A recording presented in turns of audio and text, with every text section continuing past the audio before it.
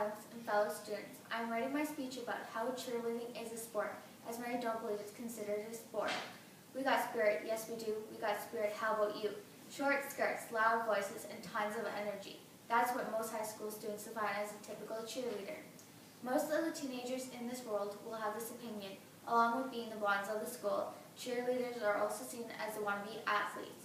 I mean, all they do is just cheer on other teams, right? They actually don't do anything other than a few backflips here and there. How hard can it be? The answer is a lot harder than you would think. Although cheerleading is formally deemed not a sport, it is actually one of the most demanding sports out there. If you look up the definition of a sport in the dictionary, it will tell you that a sport is a physical activity that is governed by a set of rules or customs and often engaged in competitively. But what it doesn't include is the trust, the teamwork, which is necessary for any sport. Cheerleading isn't considered a sport because by definition our main objective is to cheer on other teams in their own sports. But there is not a cheerleader out there that will agree with that. True that it is their main job, but there is just so much more to what they do than just providing school spirit. There is a sense of teamwork and family that really isn't there in any other sport you will find. A cheerleader isn't a member of a team, they're a member of your family. Someone you can really depend on.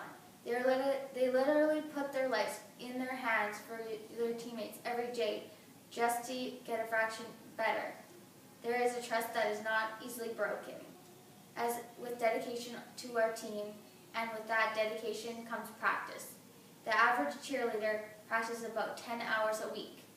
Based off the practice schedule from Rebels Cheerleading, they practice 6 days a week, 11 months a year. That's roughly 750 hours spent together with the same people doing the same things that seem impossible. And that's not even counting competitions. Now that's what I call dedication.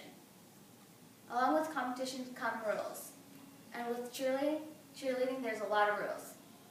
According to the Saskatchewan Cheerleading Association, there are 6 categories in which each team is judged. Technique, stability of the stunts, strength, flow of the routine, degree of difficulty, perfection of the routine, and overall impression. They are pretty harsh in judging too. If a stunt moves or the flyer bobbles a little bit, it's considered a bobble and results in a 0.5 deduction from each of the 6 judges.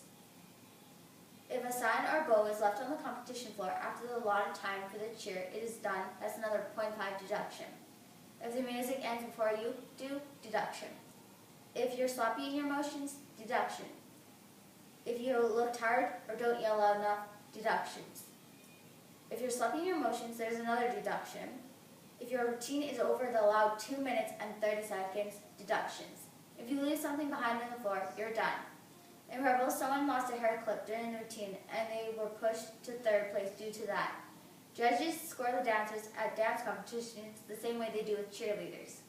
More intense than you thought, as well as complicated. Cheerleading is also one of the most dangerous sports in the world. Most patients that come through the hospital were cheerleaders, with footballs and gymnasts following close behind.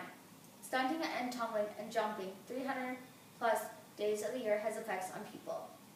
I had developed minor scoliosis when I was competing in Denver. Due to that, this hasn't stopped me from doing the sport I love. I ended up taking about 1 month off and went back to practice, dedicating more than ever to my team. Still think that all that cheerleaders do is just jump around and yell, "Go team"? If you still think cheerleading isn't a sport, think again. There has been more cheer-related deaths than any sport that is out there. One girl was thrown in the air. She hit herself in the chest with too much force that would end up killing her in the middle of a competition. While cheerleaders all over the world have argued this point countless times, with the majority still believing that cheerleading to be a pointless sport for those who play real sports. Cheerleading has affected my life by giving me the ability to become a stronger person, as well to make me become a girl who doesn't let things get her down. Cheerleading is known all over the world. There has been competitions for worlds and nationals. Nationals is where our teams from U of R has come and competed, as well as Rebels Cheerleading has competed. But after listening to the speech and seeing this from one cheerleader's point of view, would you still agree with them? Thanks for listening to my speech.